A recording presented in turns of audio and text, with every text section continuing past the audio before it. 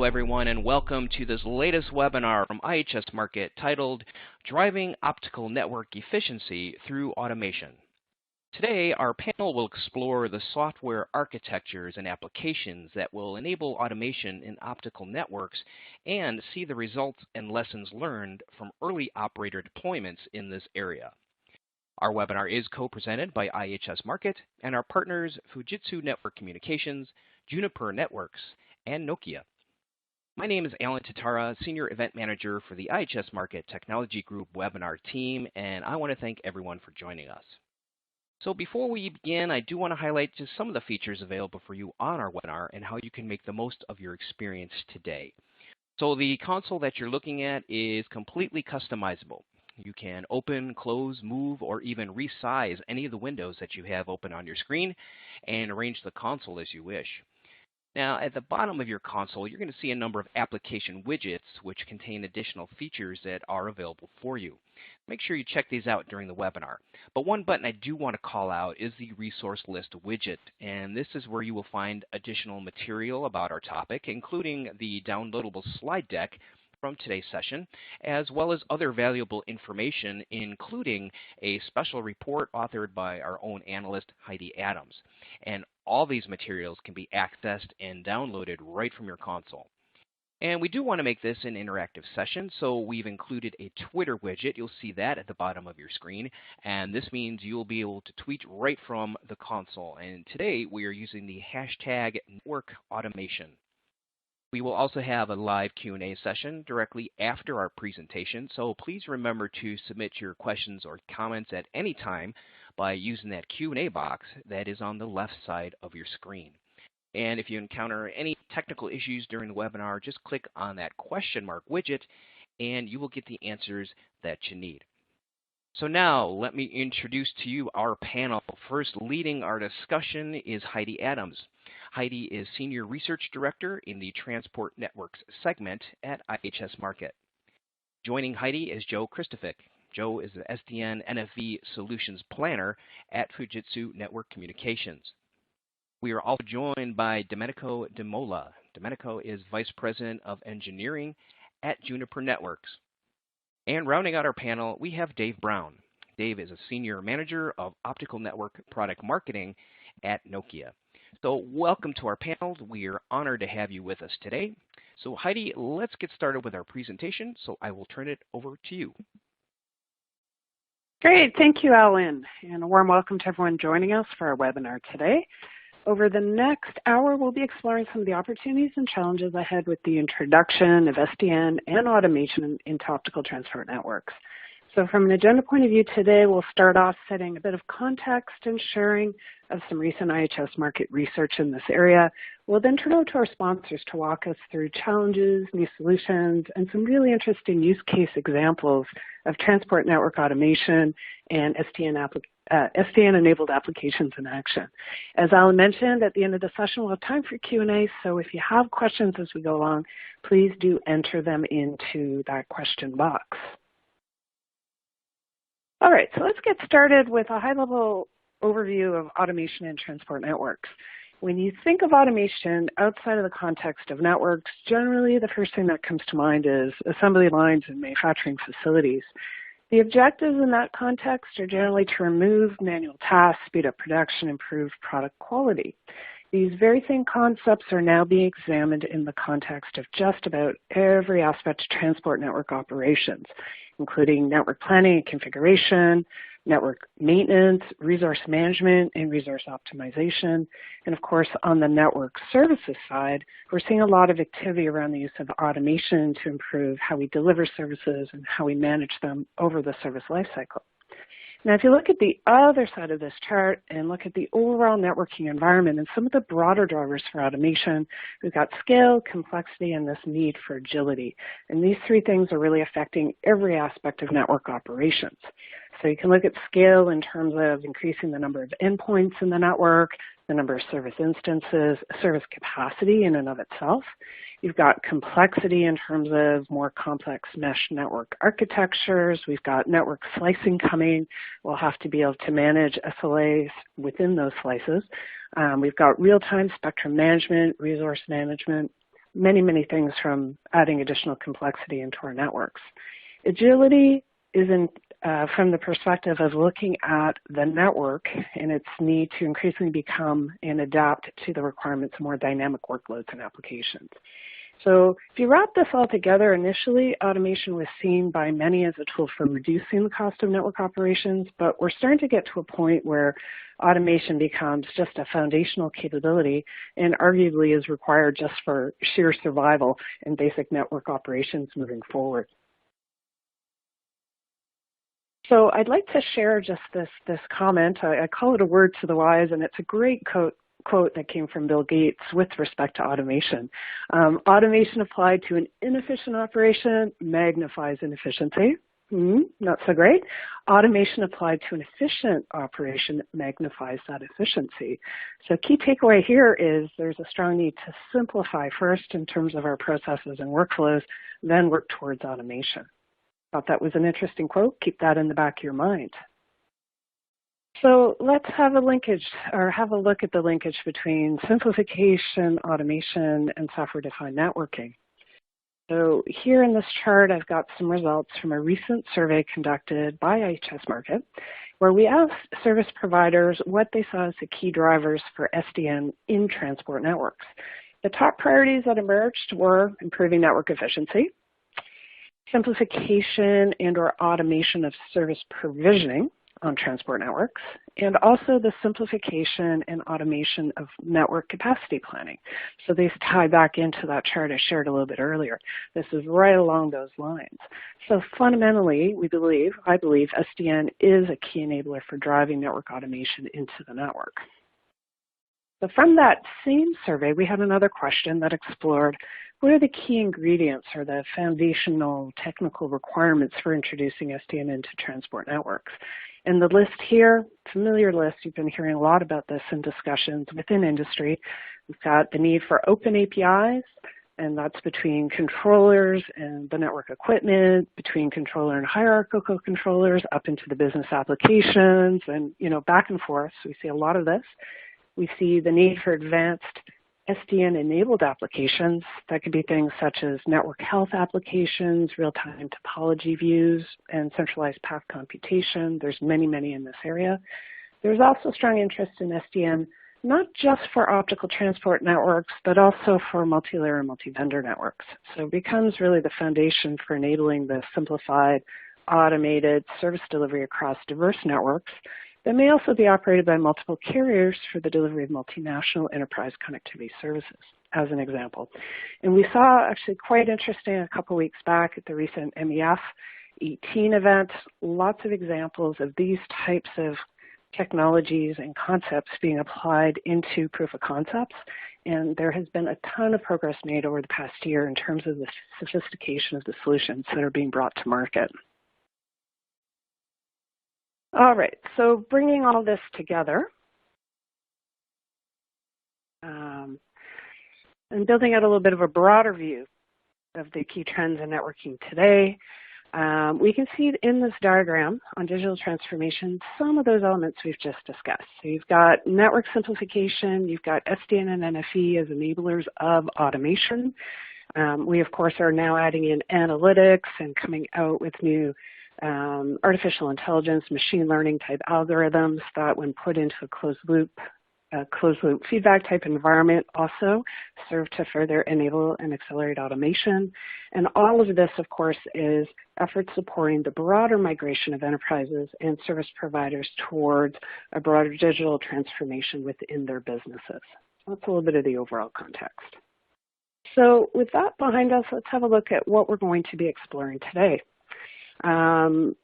Through the next little bit, we'll be exploring some of the new technologies, some of the emerging software architectures and applications that are going to provide this foundation for moving forward towards introducing increasing automation within optical networks.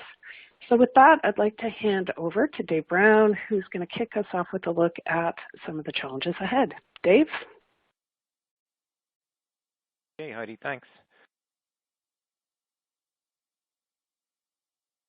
So, thank you. So, as Heidi mentioned earlier, there's some broader drivers here involved with this transformation in terms of scale. complexity and agility, and she just talked about digital transformation, and really that's what we see as kind of the overall overriding challenge that service providers are under pressure to do, and it's really all about going digital. And what we really mean by that is that we live in a digital world, and our networks are going to play a key role in that. And by that we mean that networks have to respond almost instantaneously with ultra-low latency and flexible capacity to meet shifts in demand, and provide mission-critical service reliability. And that's even going to be more critical as these 5G and IoT services play. And because of that, today's closed and static networks that are operated by manual processes just don't cut it. So, with that, network operators really have to do this digital transformation, and with that, they're building intelligent and automated networks to meet these needs. And with that, that's why we're building these open, programmable SDN networks. And they're really just the means to instruct the physical and virtual network to do the tasks and take the actions that are needed. But what they really need, and what we're going to talk about, is they need machine learning and analytics to determine or advise what those actions are and what they need to happen when they need to happen. So, I'll be talking about some network health analytics and optimization apps that can just do just that. So that's kind of just a look at kind of the overall challenges and bigger picture on how they're tackling these needs to reduce revenue and increase the revenues and reduce OPEX and optimize CAPEX in that. So that I'll turn it over to Joe. Thanks, Dave. So what I'd like to get into as a key theme here is operationalizing the open and programmable network. So we'll talk a lot about the open models and APIs and automation today. And one of the key focus areas is how do we operationalize and how do operators deploy these networks during their network modernizations. And some of the key driving forces there are speeding up adoption of your optical network, and then on the northbound side, increasing the velocity for revenue generation and services that you can build over this new network.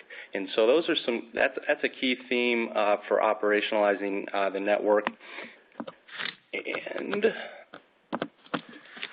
And some of the key components within that as sub-challenges to the network operators are how do we deploy open models that we're talking about, integrating with APIs, connecting control data from the network and leverage that data with analytics and AI, machine learning to improve network efficiencies.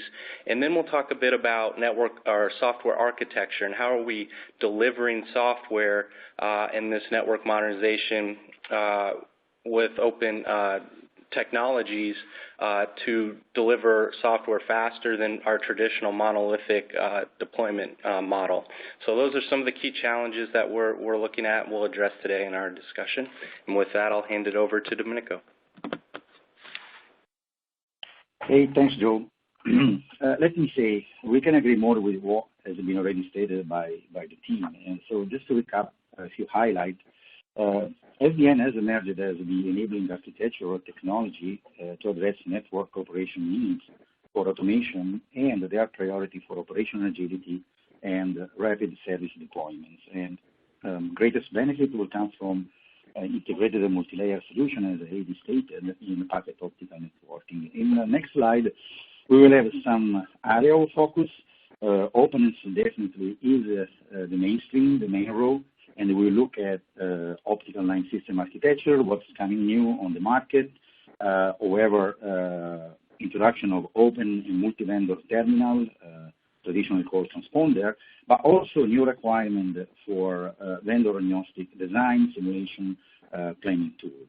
Programmability is programmability. So we want to program the network instantaneously, faster, more efficient. Common Open API is the opening the door toward a network that is programmable. Integrated telemetry will complement, and the direction is multi-layer controller. But what customers are looking for is simplification. They want a simple and simplicity out of their network. while the complexity is growing and overall. So automation in workflow is the answer we need to cope, and we need to address into the next slide, but also a way to optimize the infrastructure, whether software and hardware, by sharing across the different layer, different functionality, and different operation workflow. And the end is an end-to-end management of services and infrastructure. And with this one, Heidi, back to you.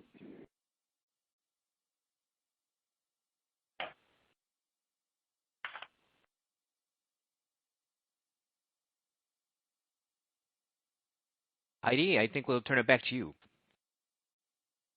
Thank you. So that was a quick look at the problems and challenges. I'd now like to flip over to having a deeper look at some of the new options, technologies, and solutions emerging, and we'll start off with Domenico to kick us off. Domenico? Hey, thanks, Heidi. Thanks for the assist. So let's give a look to most relevant SDN architecture that we do see on the market by double-clicking and focus on the optical networking on transport networking. We do see three major optional definitions forthcoming on the market.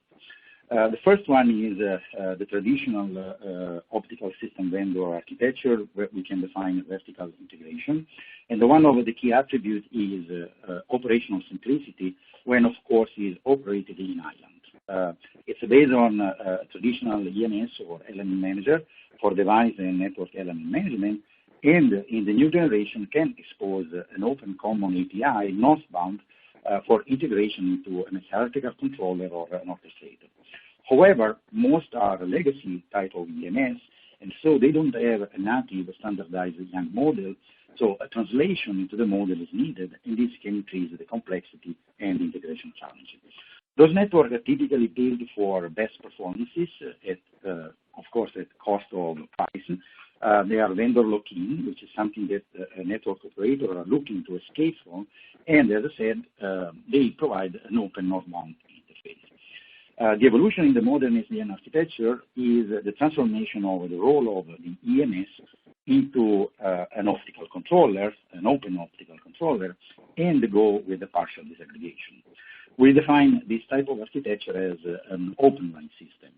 Of course, it enables separation and disaggregation of the electro-optical terminal transponder from the open the optical line system, which can be supplied by a different optical vendor, and enable integration via multiple API northbound with a mix of device and networking models, which is, by the way, a challenge because the orchestrator has to interpret now different behavior and characteristics. So while this is a step forward, you can end up with an over-engineered network. However, the controller can represent a more traditional operational model. You can use the controller on behalf of the EMS, and it enables, as we said, fast adoption of the latest technology, and through vendor competition, why not reduce CapEx, where network operators are always looking for. But to conclude and foster the highest operational agility, it's critical the transformation toward a true open and disaggregated architecture.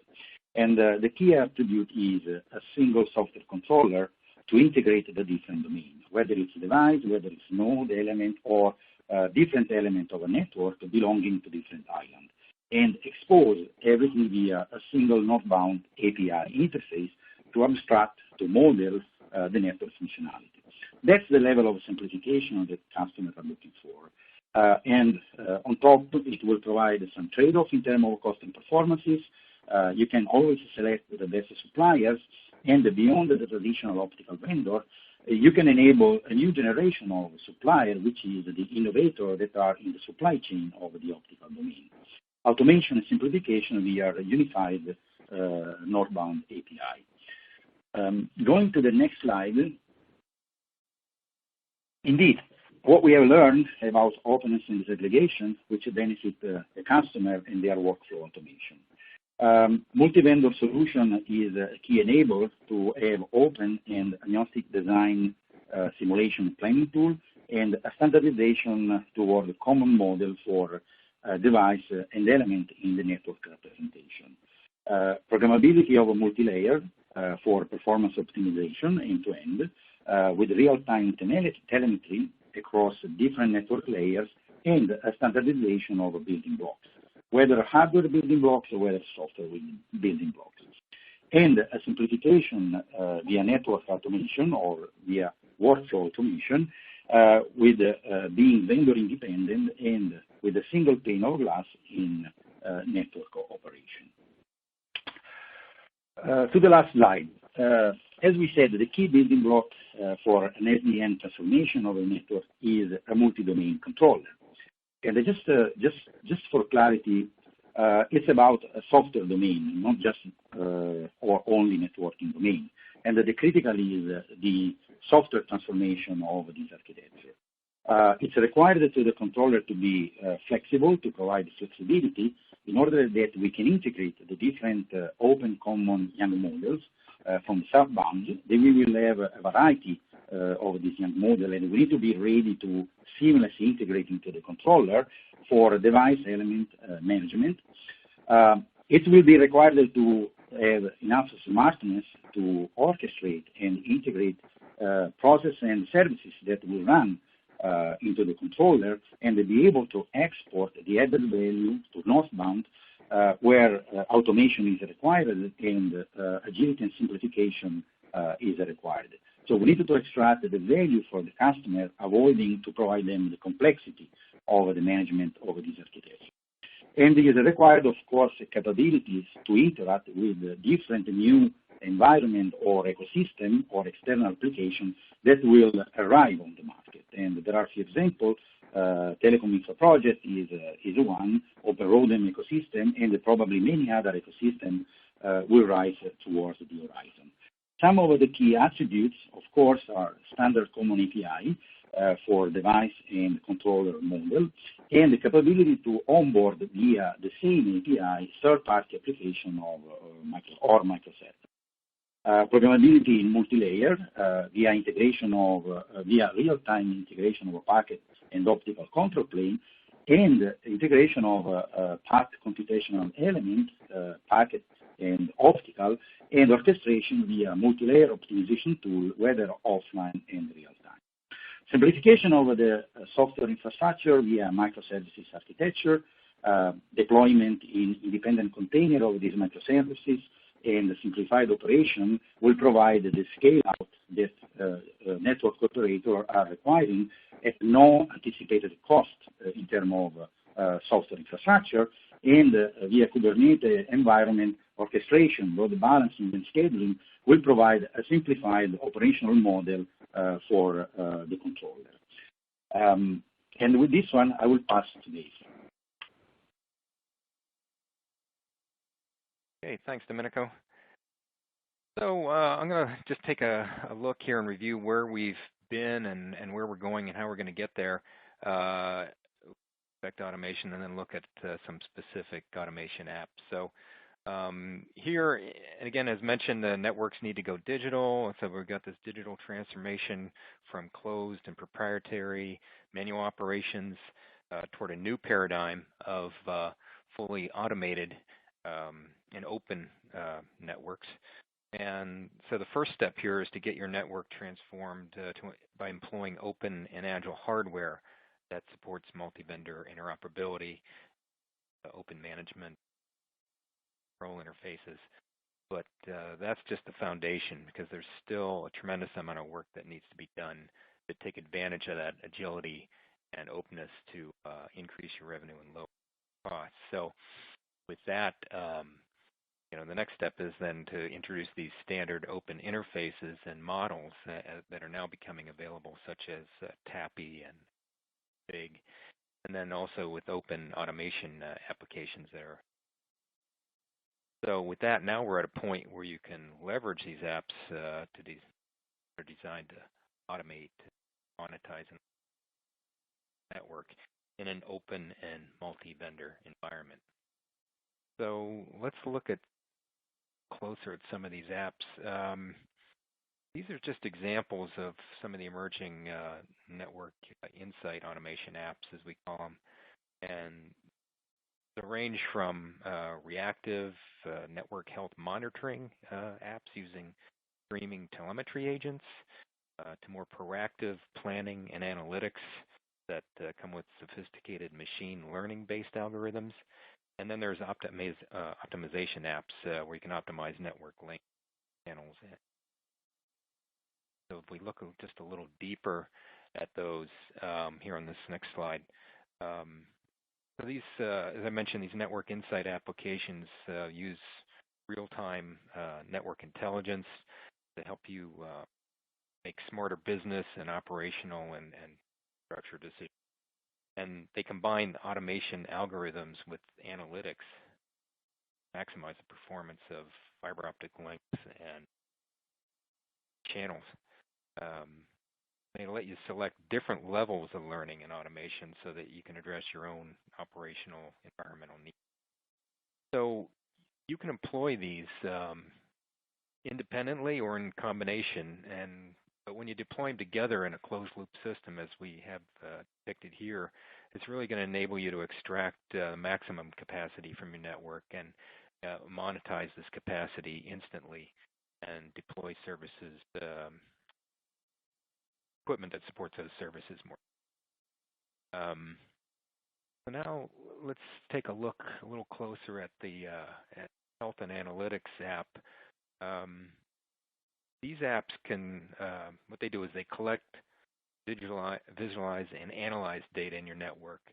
And they do this by using streaming telemetry, looking at historical big data records, use performance monitoring, trending analyses, prediction, and machine learning, as I mentioned, to analyze and predict network behavior and then monitor network health. So this particular app actually performs reactive network health monitoring of KPIs like spec BER and power to detect anomalies in terms of thresholds that you have against these KPIs and any baseline deviations from those, as well as proactive analysis of KPI trends, the rate of deterioration in your network, and any anomaly predictions of these KPI behavior. So that's a little closer look at health and analytics. The next slide, we'll look a little closer at the optimization network insight app. The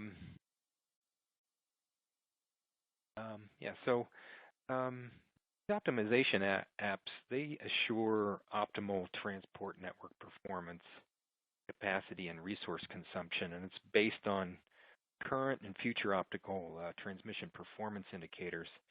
So this enables dynamic adjustment of programmable network capabilities. So that's where the programmability and open SDN aspects come in. And it supports adjustments based on measured transmission parameters and pass wavelength performance rather than designing the network with traditional and these adjustments are triggered either by threshold crossing alarms or notifications from the health and analytics apps or from periodic scheduled notifications that you program in. So these emerging optimization apps enable the capability to optimize links and channels and take advantage of programmable modulation formats and margins that you get with advanced. So that we'll turn it back to the next presenter. All right, thanks, Dave. So we see our direction in the industry moving towards open networks and open architectures and leveraging this throughout the network stack. We're coming from a place with closed networks, vendor systems, and very close, tight, coupled integration. And so the reality is, as we move in a direction, we'll have a hybrid world. And so we'll be able to leverage models and APIs that begin to come out in the market and build our hybrid world through open line system, leveraging open ROTA models, open config at the transport layer, and how do we deploy that, operationalize it so we can realize the benefits as we move towards the directionally in the open networking space. So we've got models and APIs to consider, connecting and controlling, managing and automating that world, and then how do we deliver the software components from our controller and orchestration perspective to manage that hybrid world. You know, the reality is that we have legacy systems in place, we have investment in the transport space that we need to take advantage of as we move forward, but we need to be deploying with the mind of moving forward to open networks. So it's bridging that those two worlds together. So we need to look at some of the ability to do that with architecturally and how we prioritize that effort.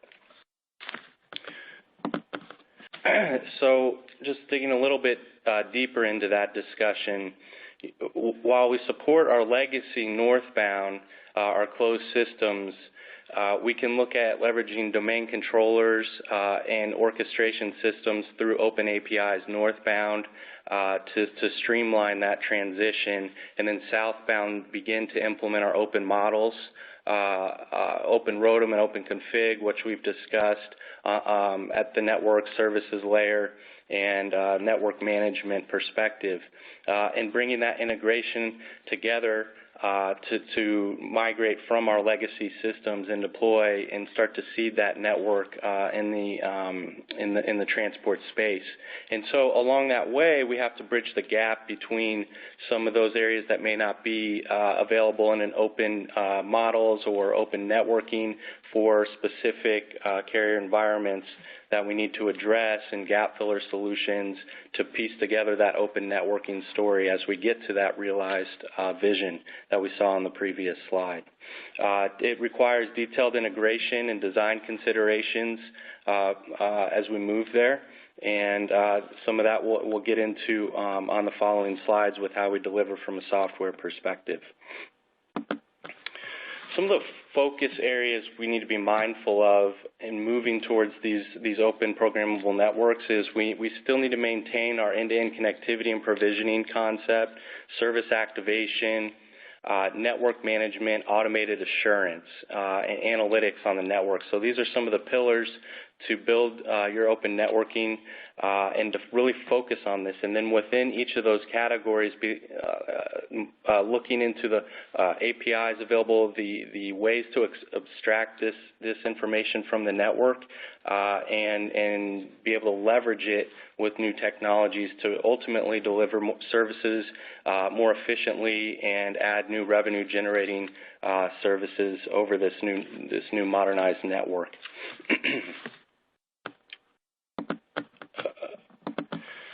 One of the key concepts we've discussed a little bit previously, but is disaggregating this world. So now that we're looking at components of the network in open and models with APIs and breaking it down into data sets, we need to disaggregate it, whether it's your physical network elements, your virtual network elements, or the software components of it, the features of how software is working together, is disaggregating that and operationalizing the disaggregated pieces from a reaggregated approach at the higher layer of the network. And so we're starting to see some of that in how we break the network down and managing that from a higher level, all via open mindset as far as how we manage that network from a disaggregated concept. Okay. One of the software architectural shifts that we're beginning to see that will contribute to this modernization of the network, leveraging the models and APIs, is micro applications and microservices. So containerized software packages that are specific use case targeted driven, where we're moving away from the monolithic deployments of software platforms that are aggregating feature sets upon feature sets, and regression testing becomes lengthy. We need to get away from that mindset as we're trying to become more agile in supporting open networks via software. So in that shift, by moving to a containerized architecture, we can really refine on where we want to pinpoint our features on the network. And so when we have upgrades and new feature additions, we can seamlessly add that in a scalable model, leveraging Docker and Kubernetes in all of our network spaces. So whether it's management, control, our virtual functions, analytics, extracting the features of those components, breaking them down into microservices, and then reaggregating them in a concept of micro-applications, we can program and control this network in an automated fashion. We've talked a lot about automation. Well, how do we automate the components of a network and be able to manage that automation effectively to scale at a global level? And so we'll see more discussion around microservices and how we can support networks from that perspective. And with that, I'll hand it off to Heidi. Thank you. All right, so a good introduction to a lot of the new capabilities that are going to be enabled on our applications moving forward. And in this next part of the presentation, we're going to dig in a little bit deeper into some more real-world type use cases so you can see this technology in action. So to start us off, let's kick off with, I think we've got Domenico up next. Domenico? Hey, thanks, Heidi. We are really partnering into this conversation. So we're heading to last part of this presentation, and we want to start to look at some practical use cases for implementation. We can effectively start with probably what I believe is one of the most important application, that is planning. A good plan is half of the endeavor. And as a logic, you needed to try to learn from what you have access into the network and apply to predict, simulate what is going to happen. So data mining and extracting trending from the behavior of your network will help you to apply to your simulation some learning and drive some of the direction in terms of the implementation, efficiency, and the networking design. So you can do via an historic view of your performances and apply to the simulation tool, but also rely on optimization that are based on the new devices that you are introducing via birth certificate. The second important aspect after you have designed and planned your network in the workflow automation is monitoring. And verify that what you have designed is effectively performing in that way is part of a real-time visualization. So you can look at where are congested packets or optical link, whether there are performance degradation, and you can look at into an holistic view what are the KPI that your network is providing as a return back. And this is how you improve the efficiency. And after, and the last is how you get to an optimized network. And there was a question, once you have centralized your controller, what you're going to do? Well, you can start to do optimization around your network. So you can apply and enforce policy from other application or other element of the network, and then you can start to program, for example, the capacity of your link based on specific SLA or specific quality of the set. And as an example, you can predict where are the high latency link and apply this policy, or where are your share this link group and apply protection policy to traffic that needs to have a priority and so forth. So that's the way we can apply in a very simple step and practical step to get the ball rolling, and then you can go toward more complex type of solution as autonomous network, machine learning, and so forth that Heidi has catched. And with this one, I will pass it to Dave.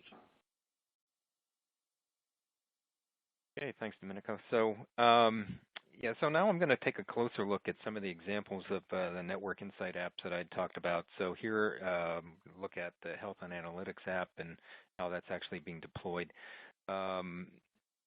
So as I mentioned, these Health and Analytics apps provide on-demand access to critical network performance information that's necessary to preempt problems and optimize resources and plan for maximum return on network investments. So as you can see in this sample GUI here for our tool, this tool gives you an end-to-end web-based visibility into geographically dispersed multi-vendor infrastructures. So it lets you monitor, analyze, manage, and predict the performance from a single centralized location, and then provides rapid analysis with an out-of-the-box and executive report.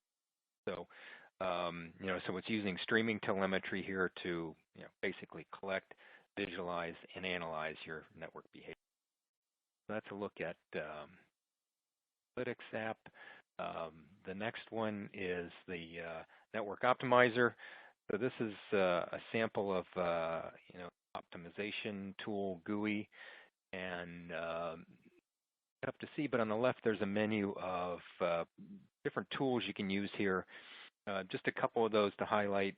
One is basic link optimization application tool that assures optimal optical link performance, and that's based on current and future optical transmission performance indicators.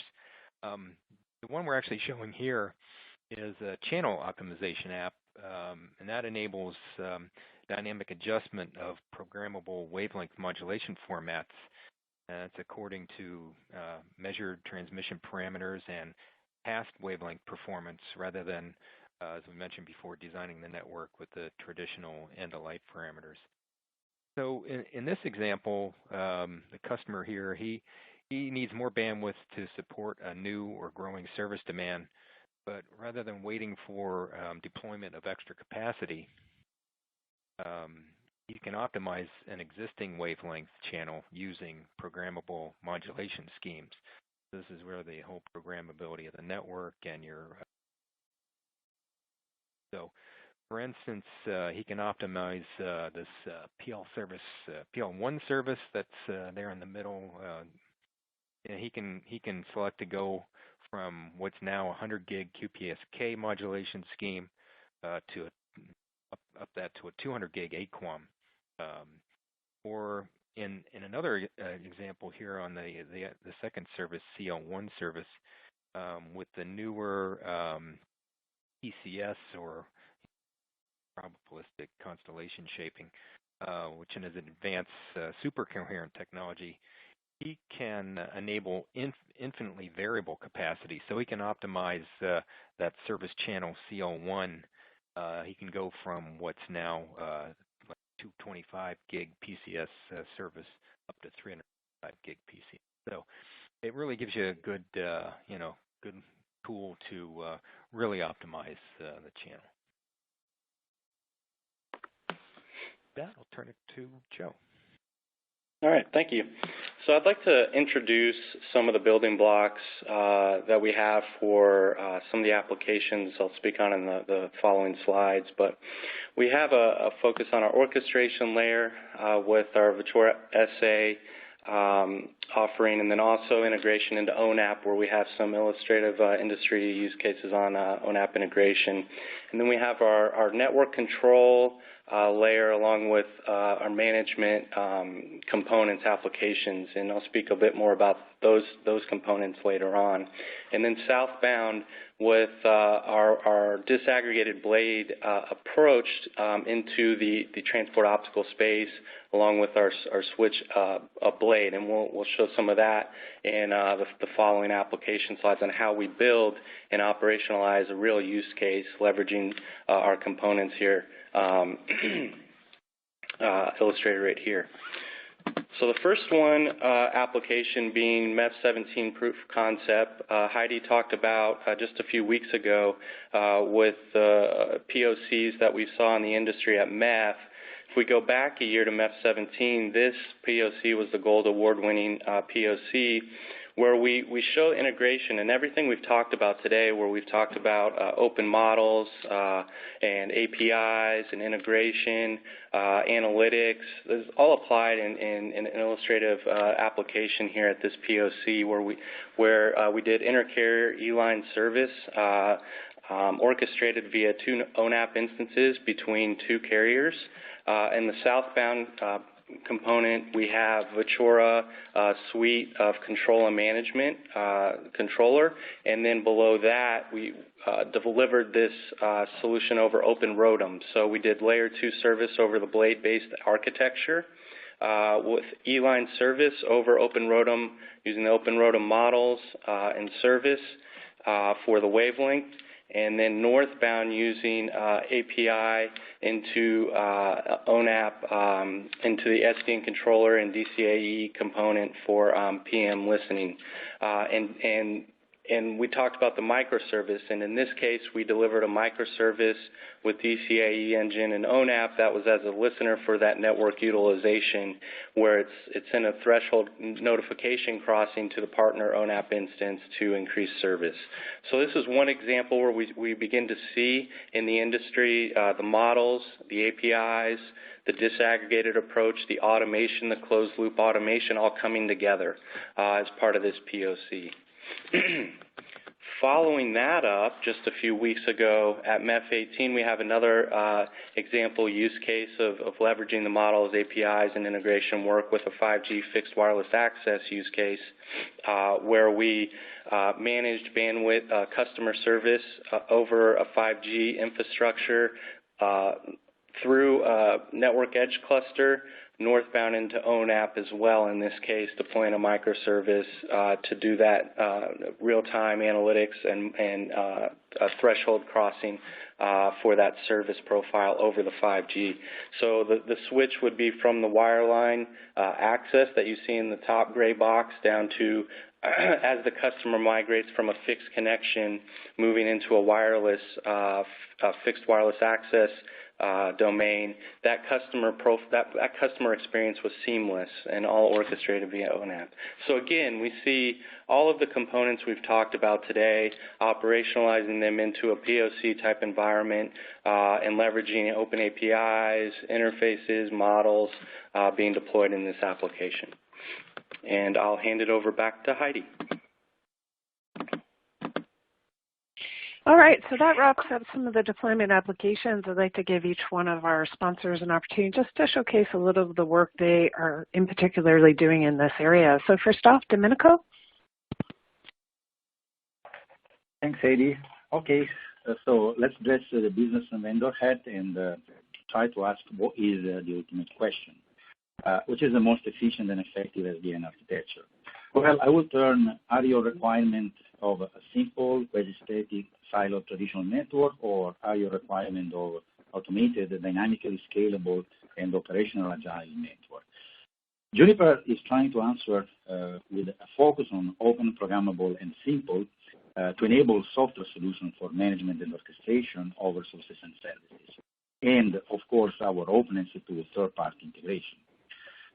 Juniper offers an end-to-end layer 3 to layer 1 product portfolio, enabling multi-layer integration via disaggregation and packet optical and open optical line system. In a nutshell, Juniper provides a networking solution that spans and integrates end-to-end from access and aggregation up to edge and core, and we support an integrated packet optical transport infrastructure and a single pane of glass for management and orchestration. And with this one, I thank you, and I pass to Gabe. Okay, thanks. So here, just to wrap up what I've been talking about, we focused on what we call Nokia Wave Suite Network Insight applications, and these are really part of a bigger set or suite of open apps that we introduced back in MEF18 a couple weeks ago. So the Nokia Wave Suite apps, they're really open applications for the network transformation we've been talking about, and they include service enablement apps, node automation apps, and then these network insight applications. And as I mentioned, the network insight apps are real-time closed-loop automated health and analytics and optimization apps. And they really harness the flexibility and programmability of our Nokia PSE3 DSP that has that PCS capability, that variable capacity and reach option that works with the 1830 PSS platform and then our NSP SDN controllers. And that helps provide this real-time visibility and analysis to optimize network resources and performance, and that network operators can really maximize the monetization and the ROI, their network infrastructure and the resources, which is really what these automation. That I'll it over to Joe. All right, thank you.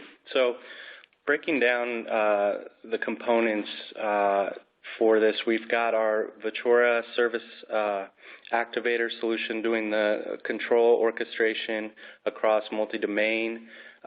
We also have our Vitura network controller doing the network control, service activation, path computation, protection, and restoration of transport network, as well as our layer 2 off packet.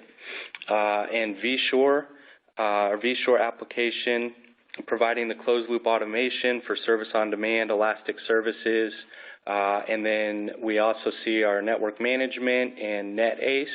NetAce supporting heterogeneous network environments, including VNFs, our virtual network elements, and our physical network elements across in the cloud as well. And then we have our Onefinity product line, our blade-based approach that we can disaggregate from a physical network perspective and apply our software solutions that you see here.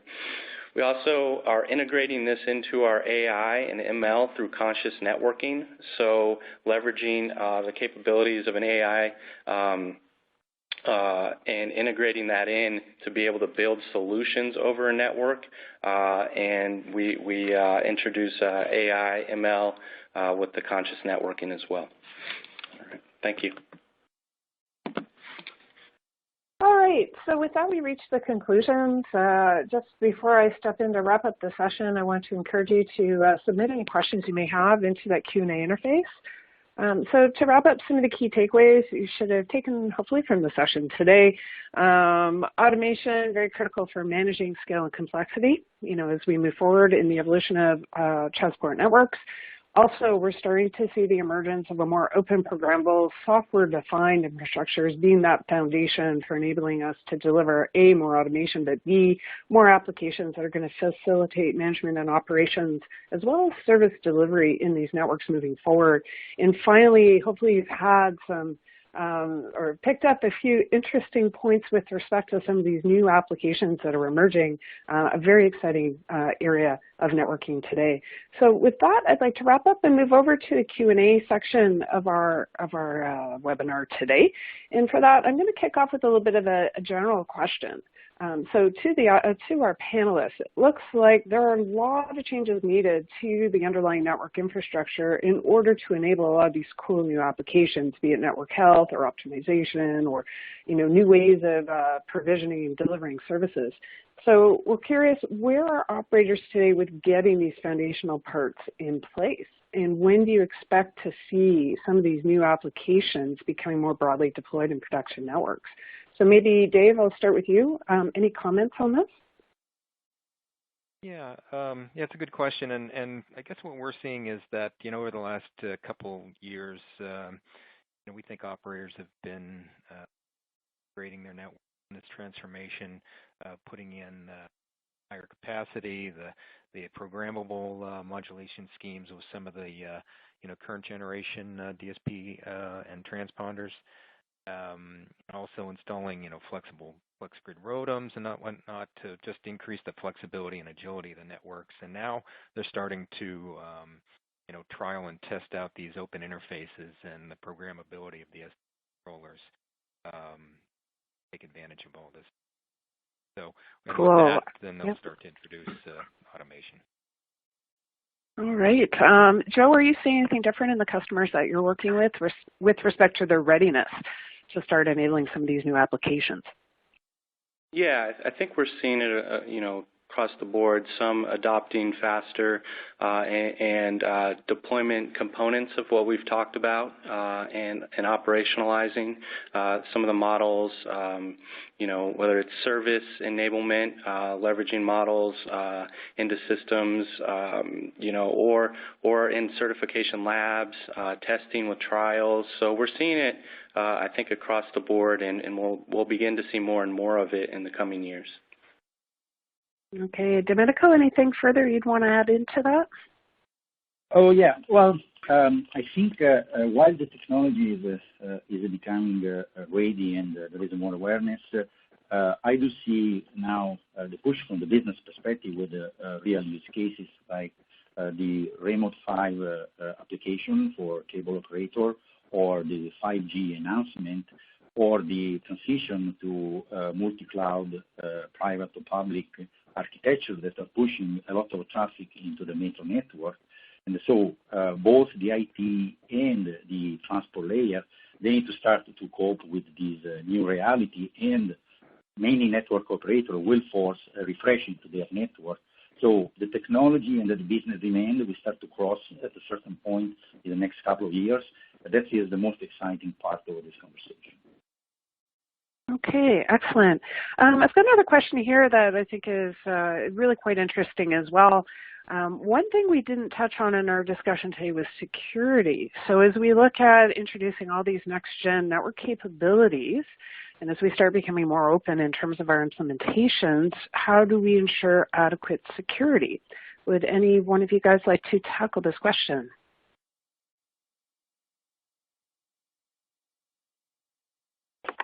Well, I can take Heidi if you.